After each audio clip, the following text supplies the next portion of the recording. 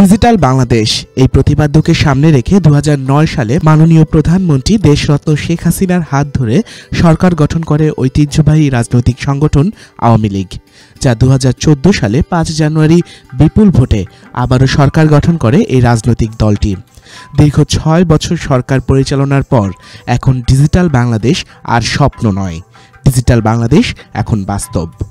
প্রশাসন, শিক্ষা, স্বাস্থ্য, স্থানীয় সরকার, ভূমি, পাসপোর্ট সহ দেশের প্রতিটি খাতে চলছে ডিজিটাল প্রযুক্তিতে কার্যক্রম।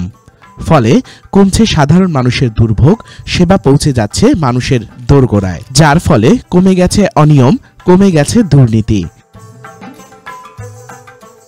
জেলা প্রশাসন একটি জেলার সর্বোচ্চ প্রশাসনিক কার্যালয়।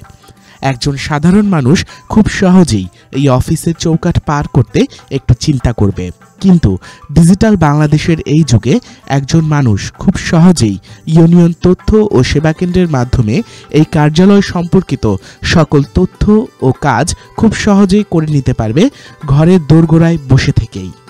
কিভাবে চলছে এই প্রশাসনিক কার্যালয়টির ডিজিটাল? শুনলেন জেলা প্রশাসকের কার্যালয়ের ডিজিটাল বিপ্লবের কথা। চলুন না শোনা যাক ইউনিয়ন তথ্য ও সেবা কেন্দ্রে আসা কয়েকজন মানুষের মুখে এই ডিজিটাল বিপ্লবের সেবার কথা। আসলে একটি দেশের উন্নয়নের জন্য তথ্য প্রযুক্তি একটা অন্যতম ফ্যাক্টর। তো সেই তথ্য প্রযুক্তিতে বাংলাদেশ এগিয়ে যাচ্ছে, এটা খুবই ভালো বিষয়। তথ্য প্রযুক্তির কারণে আমরা দৈনন্দিন কাজগুলো খুব সহজেই করতে পারছি। যেমন ইউনিয়ন ভূমি অফিস বা ইউনিয়ন পরিষদে অনেক তথ্য সেবা আমরা পেয়ে থাকি, যেগুলো আসলে জীবনযাত্রাকে অনেক সহজ করে দিয়েছে। এখনকার ছাত্রছাত্রী যারা আছে তারা খুব সহজেই তাদের এসএসসি, এইচএসসি বা জেএসসি পরীক্ষার রেজাল্টগুলো খুব সুন্দরভাবে এবং দ্রুত পেয়ে যাচ্ছে, নির্ভুলভাবে। এবং কলেজে অনার্সের ভর্তি বা ডিগ্রিতে ভর্তির আবেদনগুলো খুব সহজেই ছাত্রছাত্রীরা করতে পারছে।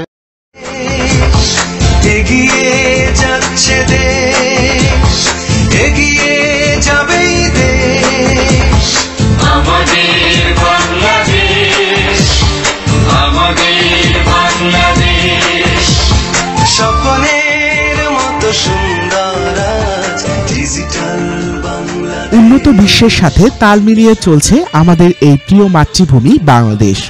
আর এই জয়যাত্রাকে এগিয়ে নিতে সরকারের এই সেবাগুলো বেশি বেশি কাজে লাগানো আমাদের দায়িত্ব।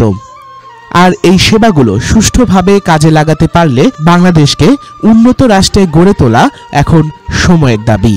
Mushfiqur Saleheen Shihab, radio Bikrampur 99.2 FM, Munshiganj.